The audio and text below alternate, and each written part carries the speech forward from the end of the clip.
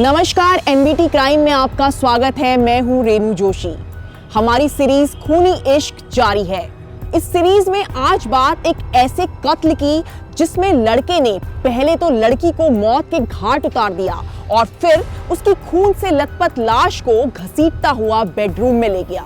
Bedroom में लड़के ने जो किया उसे देखकर पुलिस भी हैरान रह गई।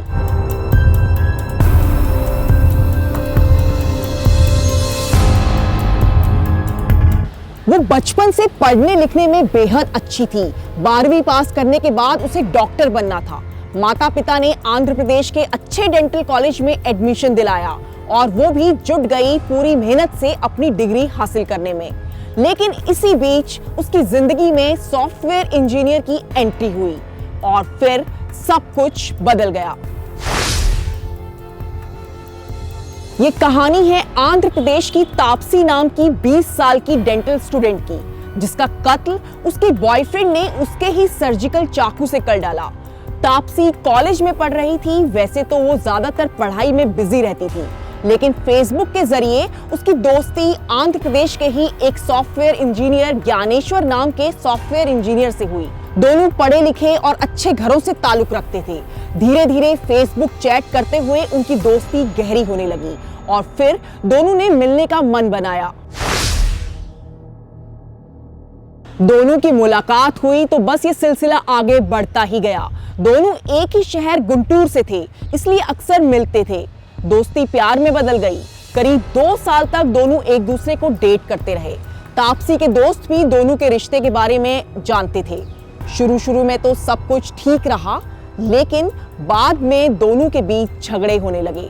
तापसी रोज के झगड़ों से परेशान हो गई थी, इसलिए उसने ज्ञानेश्वर से ब्रेकअप लिया। कुछ दिनों तक दोनों अलग रहे, लेकिन फिर ज्ञानेश्वर तापसी से मिलने की कोशिश करने लगा। 22 दिसंबर 2022 के दिन तापसी अपनी एक फ्रेंड के घर पर थी। ज्ञानेश्वर वहां तापसी से मिलने आया। तीनों की बातें होने लगी। ज्ञानेश्वर अपने रिश्ते फिर से शुरू करना चाहता था, लेकिन तापसी को डर था कि कहीं फिर से ज्ञानेश्वर वही लड़ाइयां दोबारा ना शुरू कर दे। फ्रेंड के घर पर ही दोनों के बीच बहस होने लगी और फिर ज्ञानेश्वर तापसी के साथ मारपीट करने लगा।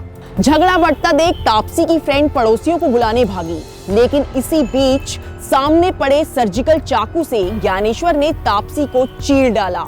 उसकी वहीं मौत हो गई।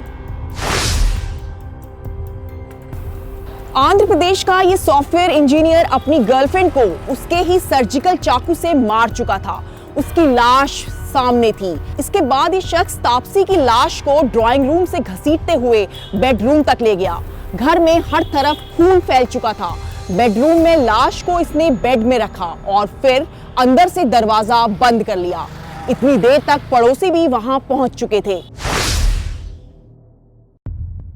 ये शख्स बेडरूम में अपनी गर्लफ्रेंड की लाश के साथ था। लोगों ने दरवाजा खोलने के लिए कहा, लेकिन कोई जवाब नहीं मिला। किसी को समझ नहीं आ रहा था कि ये लड़की के साथ अंदर बेडरूम में क्या कर रहा है। किसी को ये भी नहीं पता था कि तापसी की मौत हो चुकी है। हालांकि बाहर हर तरफ खून नजर आ रहा था। पुलिस को फोन किया गया। कई घंटों तक ये लाश के साथ अंदर बैठा रहा। जब पुलिस आई और दरवाजा तोड़ा गया तो हर कोई दंग रह गया। पुलिस को देखकर ज्ञानेश्वर ने अपनी कलाई की नसें काट ली थी। ऐसा नहीं था कि लड़का सुसाइड करना चाहता था। दरअसल जब इसने लड़की की जान ली तो उसके बाद इसको ये समझ नहीं आ रहा था कि ये क्या करे। ये भागना चाहता था, लेकिन जब इसने देखा कि ये बाहर पुलिस और आसपास के काफी लोग इकट्ठा हो गए हैं, तो इसे लगा कि अगर ये अपनी कलाई काट लेगा तो कोई इसे कुछ नहीं कहेगा।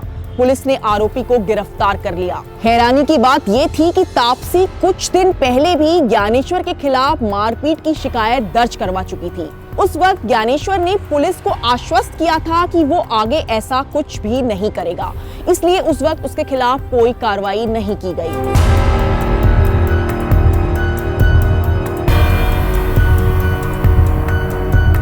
इस स्टोरी में फिलहाल इतना ही। क्राइम की दूसरी खौफनाक स्टोरीज के लिए एनबीटी क्राइम देखते रहिए और चैनल को सब्सक्राइब करिए ताकि आपको चैनल के सारे अपडेट्स मिल पाएं।